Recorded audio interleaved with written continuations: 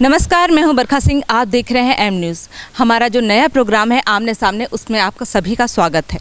आज हम मौजूद हैं बुलंदशहर में, जहां पर हमारे साथ यहाँ के लोकसभा क्षेत्र से जो संभावित सांसद प्रत्याशी हैं रमेश चंद्र दिवाकर जी। पहले तो रमेश चंद्र जी, आपका हमारे चैनल में स्वागत है। धन्यवाद बरखा जी, बहुत बहुत धन्यवाद।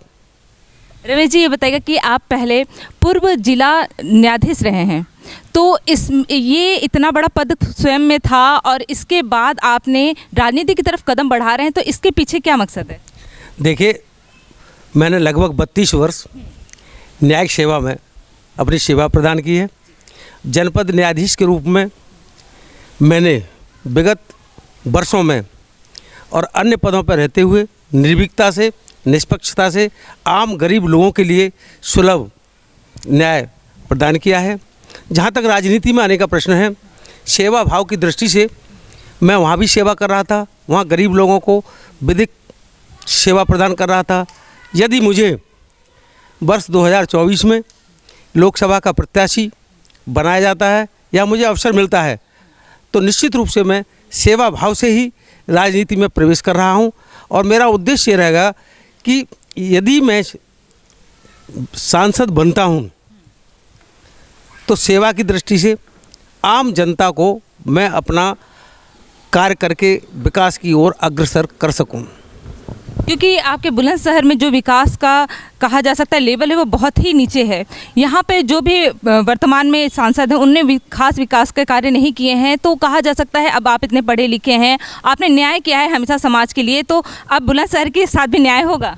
देखिए बरखा जी, जो वर्तमान में सांसद हैं वो जनप्रतिनिधि हैं।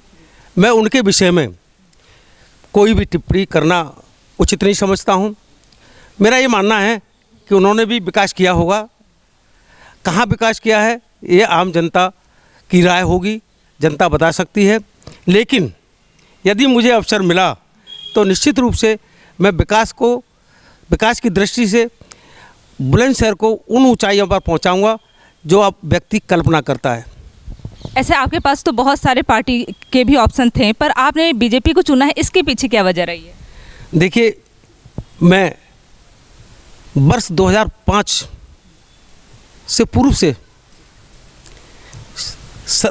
सेवा में रहते हुए भी स्वयं सेवक रहा हूं। कुछ सीमाओं के अंतर्गत मैंने सेवाओं में रहते हुए भी स्वयं सेवक का कार्य किया है।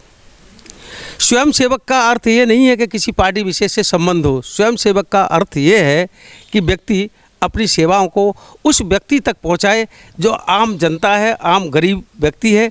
जहां तक भारतीय जनता पार्टी में से चुनाव लड़ने का प्रश्न है, क्योंकि भारतीय जनता पार्टी एक ऐसी पार्टी है जो सामंतवादियों के खिलाफ, भ्रष्टाचारियों के खिलाफ सीधे तौर पर मुहिम छेड़ी हुई है।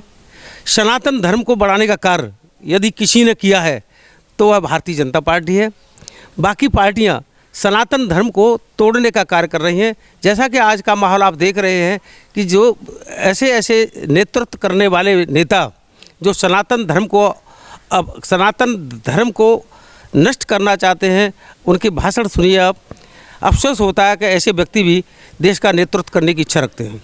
तो आप यदि सांसद बनते हैं तो आपके दृष्टिकोण से ये जो हिंदुओं के लिए, मतलब बहुत सारे ऐसी चीज़ें हैं जो नहीं हिंदू के लिए मतलब नहीं हो पा रही हैं, उपलब्ध नहीं हो पा रही हैं, तो हिंदुओं का कहा जा सकता है कल्याण होगा। देखिए, भारतीय जनता पार्टी के विगत 2 कार्यकाल में हिंदुओं का ही नहीं बल्कि आम जनमानस का कल्याण हुआ है। केवल किसी जाति धर्म को लेकर भारतीय जनता पार्टी नहीं चल रही है, वह मुसलमानों के हित में भी काम कर रही है। हर क्षेत्र में भारतीय जनता पार्टी का कार्य प्रशंसनीय है। आप अंतर्राष्ट्रीय लेवल पर देखें तो भारतीय जनता पार्टी के जो यशस्वी प्रधानमंत्री श्री नरेंद्र मोदी जी हैं, उन्होंने ऐसा अपने देश को इतनी ऊंचाइयों पर पहुंचाया है कि अंतर्राष्ट्रीय स्तर पर आज वह नेतृत्व कर रहे हैं। तो मतलब कहा जाता है कि जब यदि आप सांसद बनते हैं, आप सबको लेकर चलेंगे, सारे धर्म के लोगों को लेकर साथ चलेंगे। जब मैं न्यायाधीश रहा था तब भी मैंने लिंग, धर्म, भेद, जाति के आधार पर कोई न्याय नहीं किया और न ही न्याय किया जा सकता। मेरा ये मानना है कि यदि मुझे अवसर मिला तो सभी धर्मों को लेकर, सभी धर्मों के साथ समानता का व्यवहार करके बुलंदशहर ज़िले को अपना बुलंदशहर विकसित ज़िला करने का मेरा प्रयास रहेगा। क्योंकि बुलंदशहर ज़िला अगर देखा जाए तो विकास की दृष्टि से जो पड़ोसी ज़िले हैं उनसे काफ़ी पिछड़ा हुआ है। पड़ोसी ज़िला गौतम बुद्ध नगर है, वहाँ देखिए आप कितना विकास हो रहा है। दुर्भाग्य है कि जनपद बुलंदशहर का कि कोई रिंग रोड नहीं है। रिंग रोड न होने के कारण जनपद बुलंदशहर में जाम की व्यवस्था रहती है। आम जनमानस परेशान रहता है। कोई औद्योगिक इकाई नहीं है जिससे रोजगार के अवसर युवाओं को बिल्कुल ख़त्म हो चुके हैं। यदि जनपद बुलंदशहर को राजधानी दिल्ली से या राजधानी लखनऊ से रेलवे लाइन से कनेक्ट कर दिया जाता है तो आप निश्चित रूप से मानिए कि जो गरीब जनता है, जो गरीब किसान हैं, जिसका हम अन्न खाते हैं, वह अपनी उपज का अच्छा प्रतिशत, अच्छा मूल्य बाज़ार में प्राप्त कर सकती है, जो प्राप्त नहीं हो रहा है।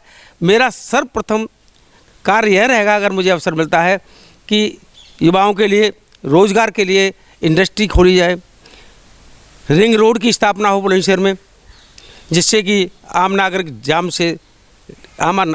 को जाम से निजात मिल सके, रोज़गार के अवसर मिलें, सभी भाईचारा बढ़े, हिंदू मुस्लिम या सिख ईसाई सबको भारतीय जनता पार्टी साथ लेकर चल रही है। विपक्षी एक रंग देते हैं कि भारतीय जनता पार्टी हिंदुओं की पार्टी है। ऐसा नहीं है। भारतीय जनता पार्टी हर धर्म की पार्टी है, हर धर्म का सम्मान करती है और सनातन धर्म को बढ़ाने का प्रत्येक नागरिक का कर्तव्य है कि वह सनातन धर्म को, हिंदू धर्म को आगे बढ़ाए। बरखा जी, मैं एक ऐसे क्षेत्र से बीजेपी से टिकट की मांग करता हूं जहां से स्वर्गीय माननीय श्री कल्याण सिंह जी मुख्यमंत्री रहे, राज्यपाल रहे। उन्हें हिंदू सम्राट के नाम से, हिंदू हृदय सम्राट के नाम से जाना जाता है। उन्होंने सनातन धर्म के लिए अपनी कुर्सी का त्याग कर दिया। मुख्यमंत्री की कुर्सी पर रहते हुए उन्होंने सनातन धर्म को बढ़ावा दिया और अपनी कुर्सी का त्याग कर दिया। मैं ऐसे क्षेत्र का निवासी हूँ। स्वर्गीय श्री कल्याण सिंह की और माननीय राजवीर सिंह उर्फ राजू भैया जी के सपनों को साकार करने का सर्वप्रथम मेरा उद्देश्य रहेगा कि उनके सपने साकार हों और क्षेत्र का ही नहीं बल्कि ज़िले का विकास उच्चतर श्रेणी का हो।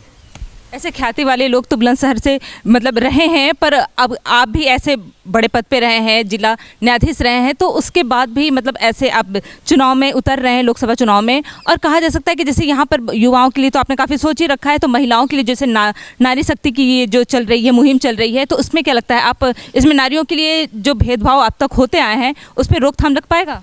देखिए बरखा जी, भारतीय जनता पार्टी द्वारा अभी एक ऑर्डिनेंस पास किया गया है, महिला सशक्तिकरण बिल के नाम से पास हुआ है और ध्वनिमत से पास हुआ है। इस बिल के पास होने से महिलाओं का प्रतिनिधित्व लोकसभा में, राज्यसभा में, हर जगह पर्याप्त प्रतिनिधित्व होगा, जिससे महिला और सशक्तिकरण होंगी। उसी कड़ी में माननीय यशस्वी श्री आदित्यनाथ योगी मुख्यमंत्री जी द्वारा विगत 2 दिन पूर्व पूरे सूबे में यह आदेश कर दिया गया कि महिला सशक्तिकरण के लिए प्रत्येक जनपद में थानाध्यक्ष के रूप में महिला को भी तैनात किया जाए।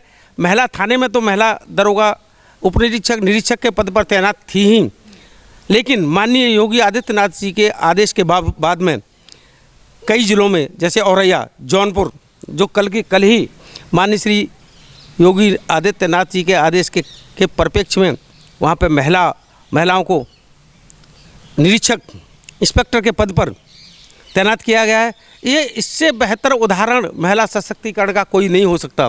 भारतीय जनता पार्टी की हमेशा इच्छा शक्ति रही है कि महिला का सम्मान हो और बराबरी पे आए। ये बिल जो पास हुआ है विगत 50 साल से लंबित था और लोग कहते थे कि महिला सशक्तिकरण बिल पास नहीं होगा। लोगों की इच्छा शक्ति नहीं थी। मैं किसी पार्टी विशेष पर कोई टिप्पणी नहीं करना चाहता, लेकिन इतना कह सकता हूँ कि यदि कांग्रेस चाहती तो कांग्रेस के पीरियड में भी ये महिला सशक्तिकरण बिल ध्वनि मत से पास किया जा सकता था, क्योंकि कांग्रेस अपने पीरियड में बहुमत की सरकार लिए हुई थी। आप ये समझिए कि भारतीय जनता पार्टी महिला सशक्तिकरण की ओर एक महत्वपूर्ण कदम बढ़ाया है। और जहाँ तक मेरा संबंध है, यदि मुझे अवसर मिलता है तो आप निश्चित मानिए महिला में और पुरुष में कोई विषमता नहीं मिलेगी। जो कार्य पुरुषों के लिए किया जाएगा वो निश्चित रूप से मेरे द्वारा महिलाओं के लिए भी किया जाएगा। अभी जैसे कांग्रेस का एक हुआ है, इंडिया गठबंधन का बना है, तो इस पर आपकी क्या कहना है?